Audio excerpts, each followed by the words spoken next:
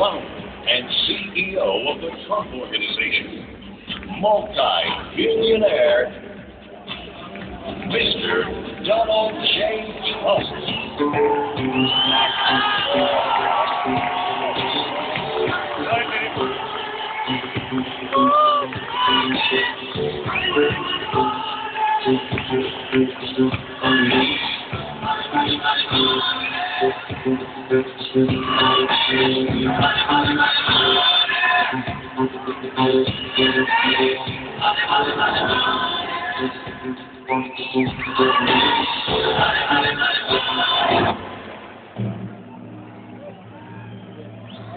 Ladies and gentlemen, please give a warm ATM welcome to the Chairman and Chief Executive Officer of the Trump Organization, Mr. Donald J.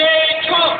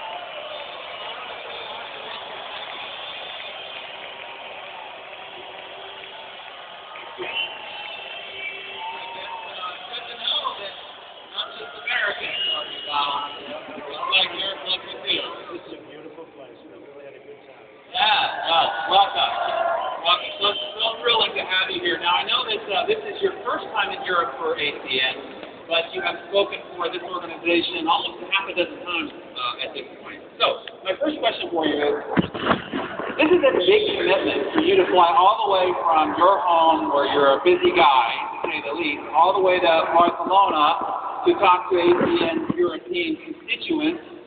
Why is it that you have such an affinity for ACN? I mean, let's start there. Why are you doing and making such a big commitment to ACN? Well, for one thing, I really like the guys, whether it's Greg or Robert or Mike or Tony. I mean, the founders have been such fantastic guys. They've really become friends of mine. And as I've said, I guess I've spoken 6 or 7 times for ACN. And I just find them generous. I give money to charity. I give lots of money to charity, and they contribute to my charities. They really have been very generous. And one of the things I like about the founders is they really like each other, and they really like you. And I've seen it so many times. You know, they want to do what's right. And I know lots of people, some good, some bad. And these are good people. These are good guys. And I just felt I had a little bit of an obligation. And I will tell you, it was a pain in the ass to get here. A lot less of a pain in the ass for you with your own private jet. I will say, though, you know, I have to tell you, Barcelona is absolutely beautiful as a place. I couldn't believe when I came here, I landed. I hadn't been here. I'd been to Spain a number of times, and I'll be back. I mean, it is beautiful. Yeah. So I want to have to expand on what you were saying.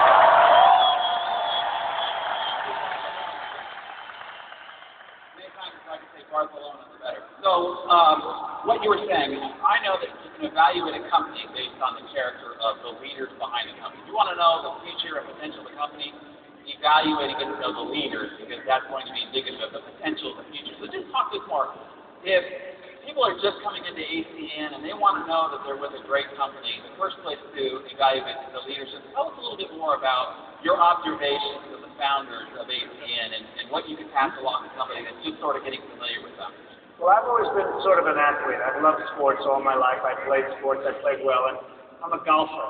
And I played with the founders. I played a round of golf with the founders. And they're not big into the world of golf, but I really like playing. And I had a certain one of the founders as my partner, and we were just really beating the other two guys. And I'm telling the one guy that's my partner, I'm saying, you know, isn't it great to just beat them so badly? Don't you love winning? He goes, I don't like beating them this bad. I really don't like. I said, that's so nice. I've never heard that before. He really had an affinity for the other two guys. And I sort of viewed that as just a nice thing. You don't see that often. And that really gets back to what I said. They like each other. They like the people in this room. And I just see, you know, I watch ACN. I've watched a lot of companies. But I've watched ACN grow over the years. I've been doing this probably now for 4 years with ACN because of my familiarity and friendship. And I've watched it grow over the years, and there are very few companies that have taken off like ACN. So let's go there as our next question. You're a part of many industries now, and behind lots of companies and work with lots of different organizations that you choose to lend your time and name to. What do you think sets ACN apart? What do you like about this company and the opportunity it affords those that are in this room? Well, no matter what you say, whether you're talking about marketing, whether you're talking about anything, including the founders, including the leadership, you still need a good product. And I'm from the old school. You need a product, okay? And some people would say you need the leadership, and you do need the leadership, but the leadership gets you the product. And I found ACN product to be great. I use it. I have it. I just find the product to be great. And, you know, it's wonderful that you're a salesman and you work and you do, but the product has to be there. And they're always looking to evolve. They're always going into new things. They're always staying at the top of the heap in what they have. So I really think that obviously leadership is important. But the other thing is product. And I guess they go hand in hand. I assume a good leader goes out and makes sure that you stay. Because especially like in terms of the world of telecommunications. I mean, it's evolving every 2 minutes, and you have to stay on top. And I've watched them, and they've stayed on top. So I think that's the reason why ACN is really doing so well. So as publisher of Success Magazine, we educate and try to enlighten the entrepreneurial marketplace and show them our opinion is that these are the most exciting, opportune times to be an individual entrepreneur, given all the things that are happening around the world. Nice picture. We only put good-looking people on the cover. So. I haven't seen that. I want to. That says something. Yeah. Hey, I wish I was that good looking. Wow. Photoshop. Good. I think it's right. So I'm interested in your perspective. Obviously, you're watching the world probably more acutely now than ever, although you always have. What is your view of the economic opportunities that exist now for entrepreneurs, particularly individual budding entrepreneurs, given the situation that we are undergoing globally? Well, as the world is exploding, and I just left and I'm watching the news in my hotel room, and it's just unbelievable. They don't have enough time to cover all the countries. They're talking about Bahrain is now a mess. I mean, who would ever thought of Bahrain? Libya is like a total catastrophe. And, you know, whether or not they should have gone in earlier, you know, all of a sudden they go in and he stops shooting. So if they would have announced that 2 weeks ago, I guess he would have stopped killing people 2 weeks ago. But you look at what's happening in the world and the explosions of the world with Egypt and everything, it's really amazing. Now, what does it do for people like in this room? I think it creates a lot of opportunities. A lot of opportunity from a business standpoint.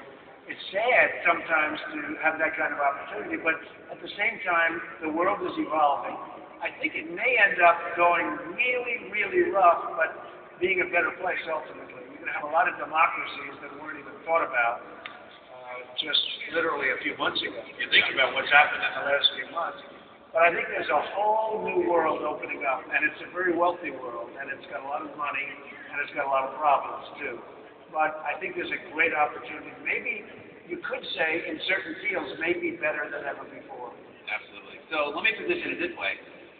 Because ACN affords a very unique entrepreneurial opportunity where somebody, while they have a full-time job, can start part-time, get their feet wet, learn how it is to be self-reliant for their income, and then as their part-time income grows beyond their full-time job income, now they can become a full-time entrepreneur. So I'm interested in your perspective, especially because we've got these very rapidly changing economic climate time, that being able to start part-time and then go into a full-time entrepreneur opportunity, you know, what your perspective is on that as its uniqueness. right? It's one of the, Darren, this is one of the things I'd like about ACN. I've seen other companies where they say, leave your job, quit your job, if things don't work out, and they might not work out in all fairness. I guess many times they don't work out. In the meantime, your family now is destitute, you're destitute, you can't put food on the table. I think one of the things I've always liked about ACN, and I've seen it evolve, and I know a lot of the people, I've gotten to know, I've taken some pictures with some of the big stars of the group here, and we had some fun, but I've seen a number of them over the years, and they have become progressively wealthy. They've made more and more money, and probably maybe some didn't. But I will tell you, the ones I met are so happy and so thrilled, and these people left their job, but they knew what they were leaving for because they had done the ACN thing, and they knew what they were leaving for. The thing I like is that if for some reason, hey, look, not everything's going to work out. I mean, I like to phrase it, they talk about the power of positive thinking. I also talk about the power of negative thinking, guard against the downside. If things didn't work out, you still have your job. And it's one of the things I love about what they're doing here. They're not telling people, buy this clothes, do this, do that, leave your job, quit, become rich, and then all of a sudden people have a problem. You keep your job, and a lot of the people that I met had their job for 2 or 3 years, and all of a sudden they started weeding out of their job and going full-time into ACN because they're making more money with ACN. So I like it because it really takes the risk out. It takes a lot of the risk out of the decision. I think it's great. So if somebody's just getting started here and they get a chance to get one-on-one with you, what advice do you give a brand new entrepreneur just starting out in the ACN business? What are 2 or 3 tips that you could give them, either warnings or things to focus on that will be advantageous to their being able to build their business? Well, you know, usually, and I don't know how many people have been with me for making speeches, but usually I make a speech. Well, Darren interviewed me one time, and actually I like the interview process. You know what? It's much easier. I can sit here, he has to do half the work, which is great. This is much easier than standing up, I will do this and that, we will take over the world together, right? That's much tougher. But the truth is that I really have made a number of speeches for ACN, and I talk about the keys to success. And I talk about them at length.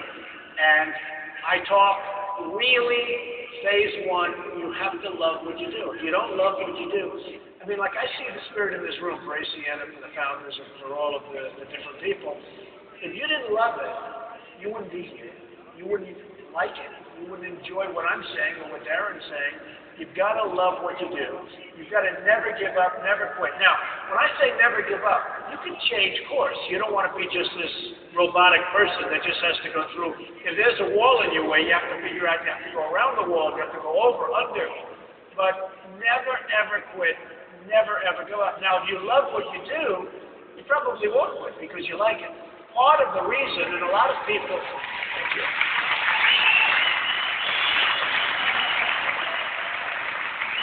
You know, I've seen this over the years. A lot of people quit.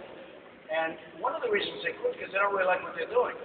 When you love something, whatever it might be, you just have a tendency to just keep going because you like what you're doing. It's not like work.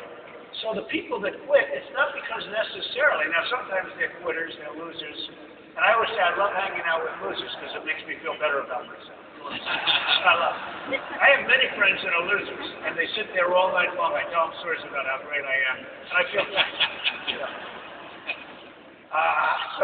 So I really think you have to love what you do. If you don't really love it, you won't work hard, you won't study like you would, you won't know your subject matter, and you probably won't do as well. And I've told people that are in very good businesses to go into a different business that they like, and they ended up doing a lot better in not as good a business. I mean, I've told people in the oil business when they hated the oil business, which is a phenomenal business, but this guy loves stores and he loves selling things.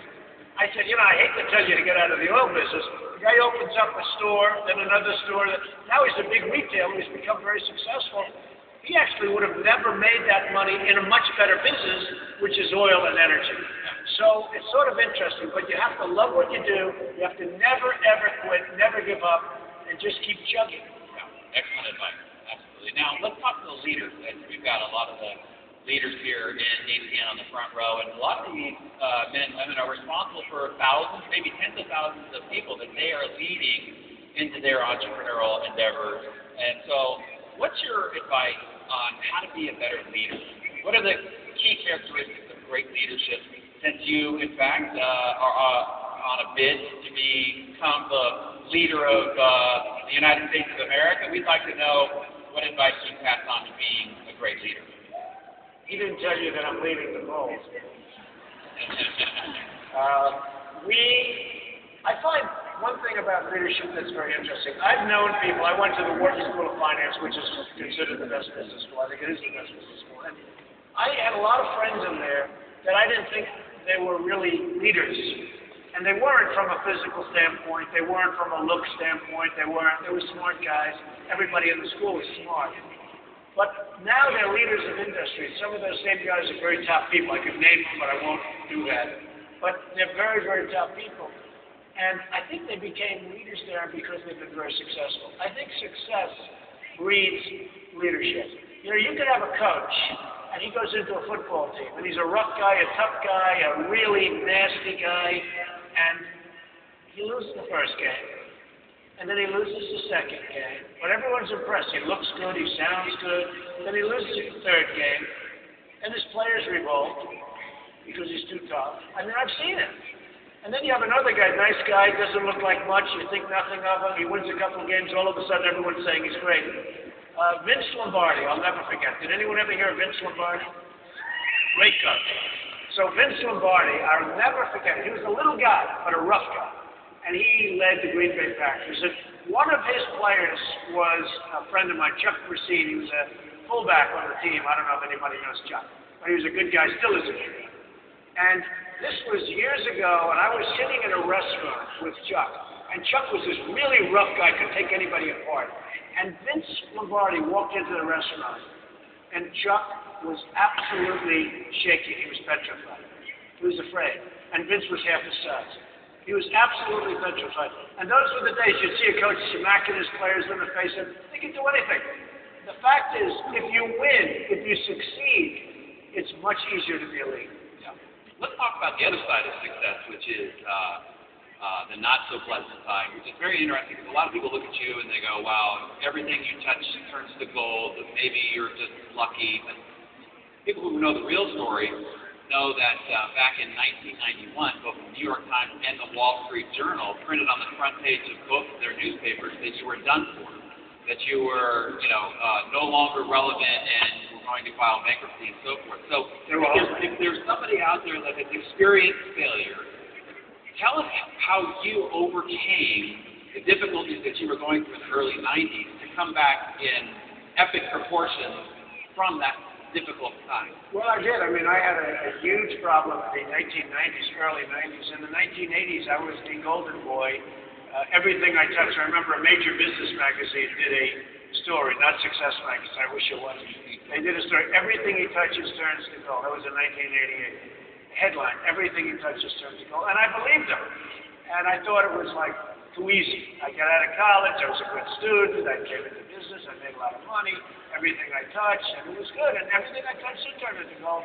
And then unfortunately in 1990, as sure as you're sitting there, January 1st of 1990, the world just was collapsing, especially in the real estate business. And all of a sudden, I went from being under-leveraged to being way over-leveraged because the values went down. The debt stayed the same, but the values went down. And I never stopped. I mean, friends of mine were going bankrupt, were filing for bankruptcy. I never filed for bankruptcy. I never did. But friends of mine were going bankrupt left and right, out of business, never to be heard from. When you file a personal bankruptcy, it's a problem. Don't believe all the stuff you read on television when they say, come with us. We'll put you in Chapter 11. We'll file a bank. It's not so easy to come back when you do that. So a lot of my friends, the very smart guys, were going bankrupt. But I really took a different route. I never worked so hard in my life. I worked and worked and worked. And I came up with an expression that became a very famous thing. It was survive. This was 1991. And I said, survive till 95. I figured that if I could survive till 1995, it would be good. And I did. I survived. And now my company is much bigger, much stronger, much better than it ever was before. And they have me leading all the polls for presidency, which is pretty cool. I mean, this is not something that I was thinking about, but I am now.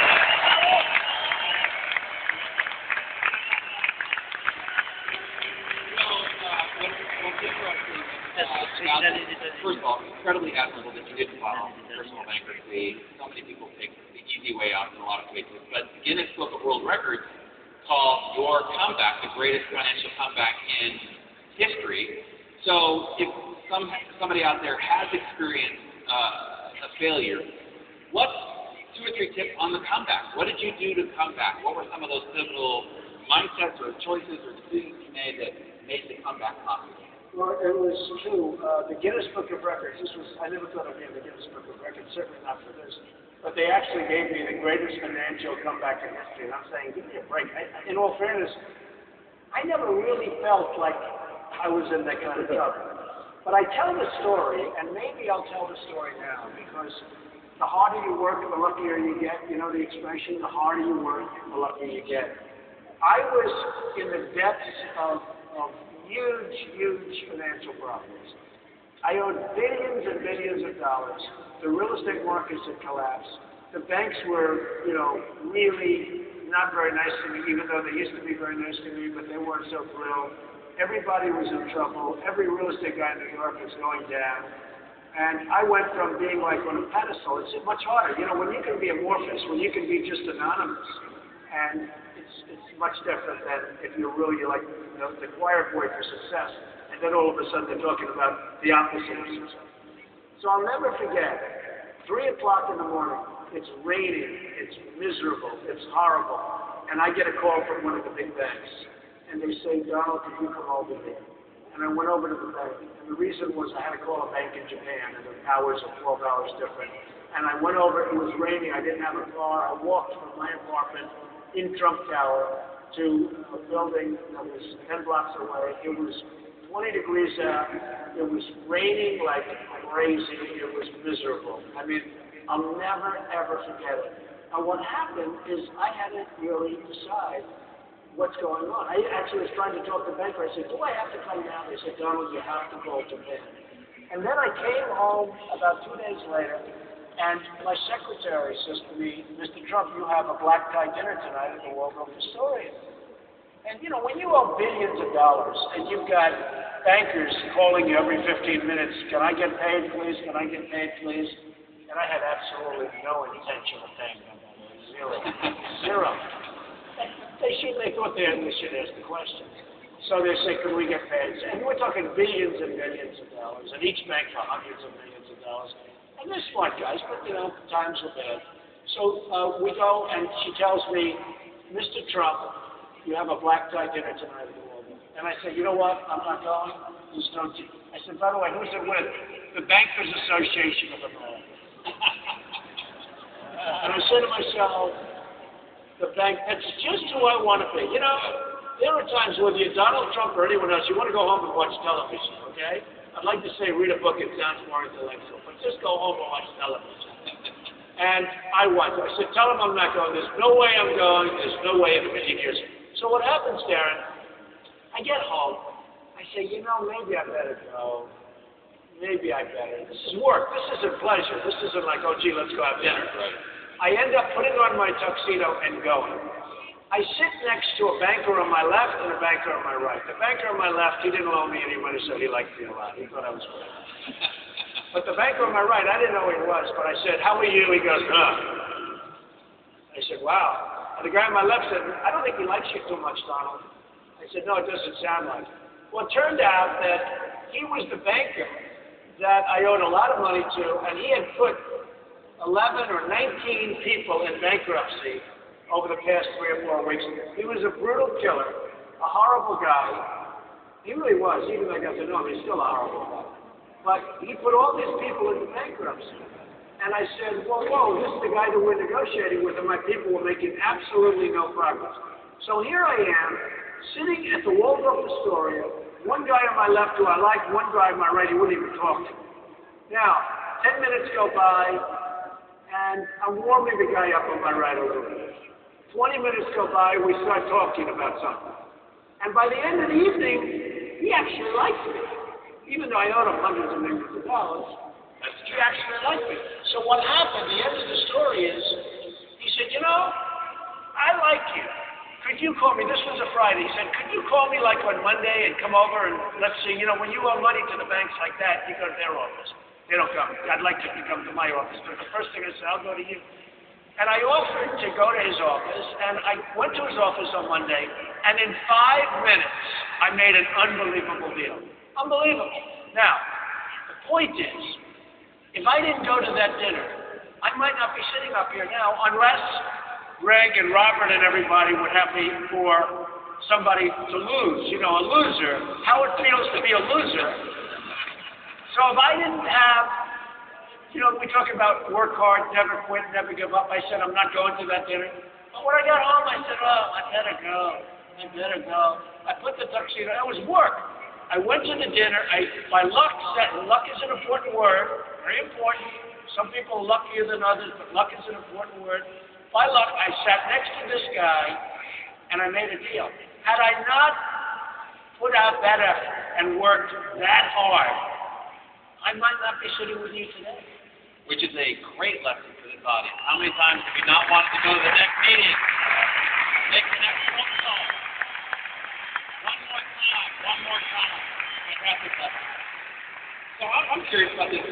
Who has been your mentor? And what lessons did they teach you? Who had that kind of impact on you that made you part of the man that you become? Well, I always say my father, Fred Trump, he was a builder in Brooklyn and Queens.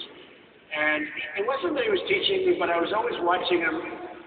Two things about my father. First of all, he was a good negotiator. I'd watch him, you know, I'd be sitting at his feet playing with toys, and he'd be negotiating with a contractor.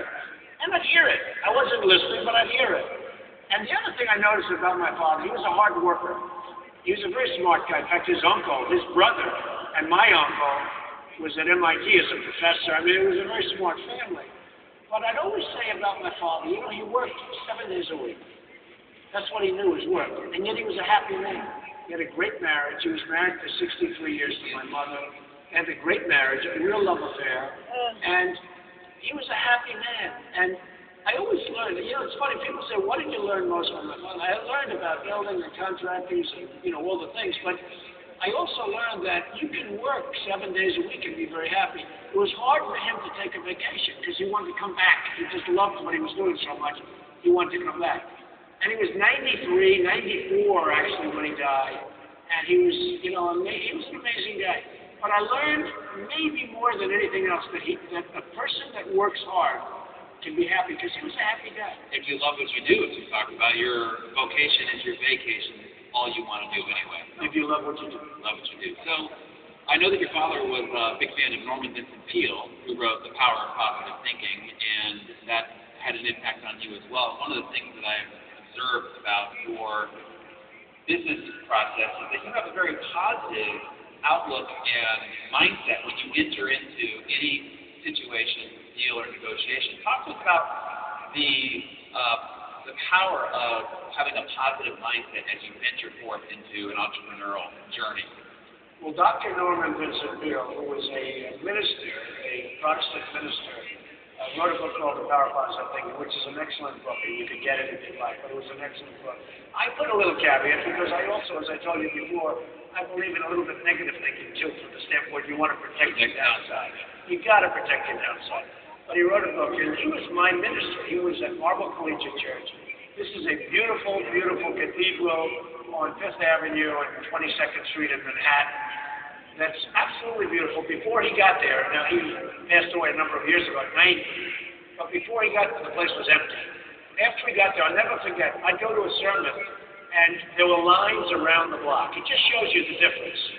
There were lines around the block. You couldn't get into the church. Everybody was trying. But he was a great storyteller. He'd tell great stories. He was an amazing guy, and he would tell stories. It was a church service that when you left, you said, oh, I wish you'd pour it over. That doesn't happen often, okay? And Dr. Norman Vincent Peale would tell stories, and he'd tell real-life stories. He'd talk about Alfred Stone, who founded General Motors. He'd talk about other great financial titans, because he was very much into the world of financial titans, and he knew all of the financial titans. And he wrote a book about the power of positive thinking, and I think it was a great book, and I think it's a great term, because being positive in life really is something that's, you know, that's very good. There's a saying, I just heard it the other day for the first time. When you're a golfer, some people can't putt. Many people play golf in this room, I guess. Some people can't putt. They can't sink a 3-foot putt. And a friend of mine who's a good golfer said, I never have dinner with a bad putter. Because all they do is talk about how bad the putter is. He doesn't want to wear off on him. And there's a little truth to that when it comes to business also. You really want to be positive. You want to think positive. But you also want to go down the right track. You have to go down the right track. You know, if you go down the wrong track and you think you're positive, it's not going to matter. So I think I've refined the Dr. Norman Vincent Peale theory a little bit. You do have to go down that right track. Yeah. And luckily, everybody here is on the right track, having picked at the end their track to run down. Well, I believe that's right. Yeah. I believe that's right. So, if I could try to boil it down to the key essence of what makes you you. There are a lot of business guys out there that are very successful, make lots of money. There are lots of real estate developers, as you know. There are lots of people that have tempted many of the industries that you have become so iconic in. If you were to put 12 real estate developers, shoulder to shoulder, why have you been so successful? What do you think has given you that unique advantage over most every other pure person that we know nothing about by comparison to you? Well, I actually think it's because I'm so good looking. Maybe it's because of my hair. I don't know. And it is actually my hair. You know, it's interesting. I had a story the other day. It was a great story. Like a great story. He's a genius. He's brilliant. He steals. But there was one really bad sentence that said, he wears a hairpiece. And I don't wear a hairpiece. So I can't even send the story to anybody. It's terrible. But anyway, no, I think why people will come to a conference like this for me, but won't come to somebody else who's successful, because I very much tell it like it is. I mean, I say things about the United States, and I think that's why probably is resonating in the polls right now. I talk about the United States and what they're doing wrong. I talk about how other countries are eating the lunch of the United States because our leaders don't know what they're doing. They don't know what they're doing. They don't even have a clue. And I talk about that. And most people don't want to say that. They don't want to offend Obama. Who cares about Obama? They don't want to offend him. I offend him. I tell him if he's doing something wrong, I'll offend him. I don't care. They've made a tremendous number of mistakes. Like, just tremendous. Like, even if you look at Libya, I'm not saying one way or the other. And the last thing we need is another war. But the announcement yesterday, just the announcement that we're going to do a no-fly zone. The announcement. All of a sudden, Gaddafi said, no, we're not going to shoot any more people. We're not going to shoot. Just the announcement. So they would have announced it 3 weeks ago. They would have said a couple of 100,000 people. Nobody knows how many people got killed. If you think of it, just the announcement.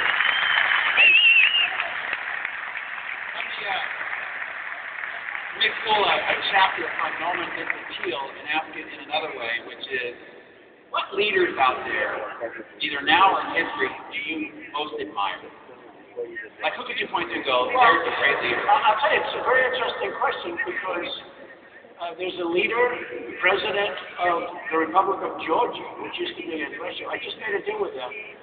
Is Saakashvili, who I just made a deal with him just recently. He has one of the hottest countries in the world, entrepreneurially. I don't know if you know this. You'll end up doing a story about it probably. Well, now. But what he's done is so amazing. In a short period of time, like 7 or 8 years, he's transformed that country. It just got the award as the least corrupt country, the country that fought corruption the most entrepreneurial country in the world, the country that was the safest. I mean, in a short period of time, the job he's done is amazing. So when you talk about current leaders, I think you have to mention him.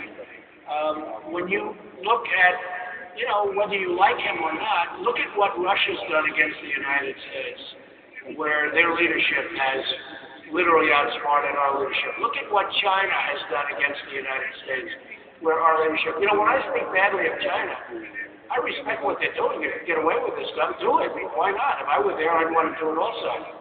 But I can tell you, if I were in the position that Obama's in, they're not getting away with it. So, I look at different countries. I look at what's happened. There are some great leaders in the world right now. I mean, you have some great leaders in the world right now. and you have some very poor leaders, and you have some very vicious leaders. I mean, the biggest problem we're going to have are the nukes, because some of these people are just crazy. And if they had access to nuclear weapons, I don't even think that. Would you think that, as an example, you look at what's going on with Gaddafi in Libya? I mean, if he had nukes, I think he'd use them if he had the chance to use them. So, I mean, you really do. You do have a real problem ultimately with nuclear weapons, and it's got to be something's got to be done about it quickly. I obviously am compelled to ask you, this bid for the United States president, are you serious? Is this something you're really gunning for? Because, you know, when you really do set your mind to something, you know, the sea does tend to part. Are you serious about this bid for president? I'll tell you what happens, and it sounds like a very trivial answer, but it's actually not. I have a show on television right now called The Celebrity Apprentice, where, by the way, ACN is on in 2 weeks.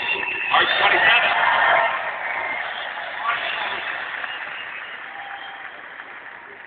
And it's a great show, and it's a very highly rated show.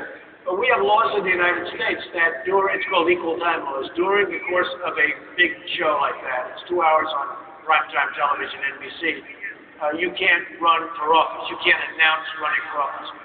The show terminates the season around May 15th. I'll be announcing as to whether or not I'll run. Now, people have wanted me to run over the years, and I've always said no. And I'd love not to run because I wish we had somebody that could do the job, because I love what I'm doing, whether it's coming here or building my buildings or doing The Apprentice or, you know, I'm having a good time, and my company has never been so successful as it is now. And I've never been as successful. I will make a decision sometime prior to June as to whether or not I'm going to run for president. Okay, fair enough. So talking about the Celebrity Apprentice, March 27th, where ACN is going to be premiered and featured, can you give it? Wait a minute. And if I run, you people better get out there and campaign for me.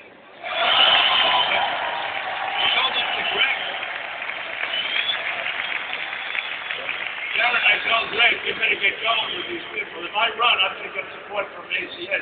I've been supporting you.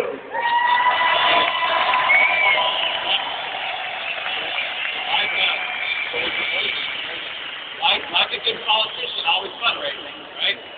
That's great. So, can you give us a sneak peek? Anything you can tease the audience with about that show on March 27th? What it was like to work with the founders?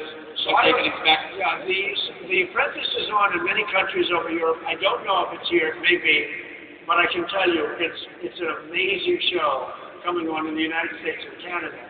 I think it's delayed elsewhere, frankly, but it's an amazing show on in 2 weeks. And it has a lot to do with ACN and the great products and the great leadership. And I will tell you, I've seen it, and it's a great show. And it's a very controversial show because the people on the show, we have amazing people, Marley Matlin and Darren Busey and LaToya Jackson, and so many, you know, stars, celebrities, whatever you want to call them. Meatloaf, I mean, we have amazing. They're fighting with each other like you wouldn't believe. And this episode, I shouldn't say it because it's sort of the opposite of ACN. But this is a great episode. They go at it. Well, viewership, that's what we're looking for, right? So I would be remiss as a publisher of Success Magazine to not ask you the question, how does Donald Trump, America's most famous and revered tycoon, how do you define success? Well, it's a very interesting question. You know, and I have to say this, and I don't want to speak against anybody, but I don't necessarily define it just in monetary terms, because I do know people that are very successful monetarily, and they're very unhappy people. They're not happy at all, and they're miserable people. I know people that are less successful monetarily, and they're happy. I don't know if I could be successful. In terms of real success, I view money as something, as a scorecard. But after a certain point in life, maybe it's less relevant. I will say this. It makes life a lot easier. It helps you with medical, it helps you with school, it helps you with children, it helps you with your housing, it helps you with your wife getting along with your husband. I mean, I've seen a lot of families where they don't have money, where, you know, it was interesting, I was reading, actually coming over here, the number one cause of divorce is monetary problems, which is, you know, not that surprising, because people are fighting over money and they don't have enough money to buy whatever it is they want to buy. You wouldn't think of that, but I don't still define it. I define it as doing things you love in life, being successful, being happy, But you don't have to be the richest. You really don't, because I've seen the richest. I know the richest. And some of those guys are pretty miserable. Yeah. So, when it's all, I mean, if you don't mind me saying, in your 60, and it doesn't seem like you're slowing up, it seems like you're speeding up. There seems to be this exponential quality about you and your magnetism. When it's all said and done, what do you want your legacy to be? What do you want people to say, oh, that Donald Trump 100 years from now, he was and he did, and this is who? Well, I think I'm still building my legacy. I mean, I consider this to be, thus far, maybe the most important time in my life. I did very well in the 80s. I actually did very well in the 90s, but people don't know it as much. I've done great in the last 10, 12 years. But I think this is now my most important period in my life. And I'm having a good time. It's sort of interesting. I am in my 60s, and it's hard to say that. I have friends like Tom Brady, the football quarterback. He's 29 or 30. He's a friend. He said, you consider yourself the same age. I play golf against him, and I do very well against him. And he says, you consider yourself like the same age as me, don't you? I said, yeah, sort of. I feel that way. And that's a good thing. You know, consider yourself to be that. But I think my legacy I don't want to say just starting, but I think that I'm doing my most important work now. And I consider this very important work. I think being with ACN and being with other good companies and letting people know that they're good companies, to me, that's very important work also. Yeah. Well, Mr. Trump, this has been a thrilling experience.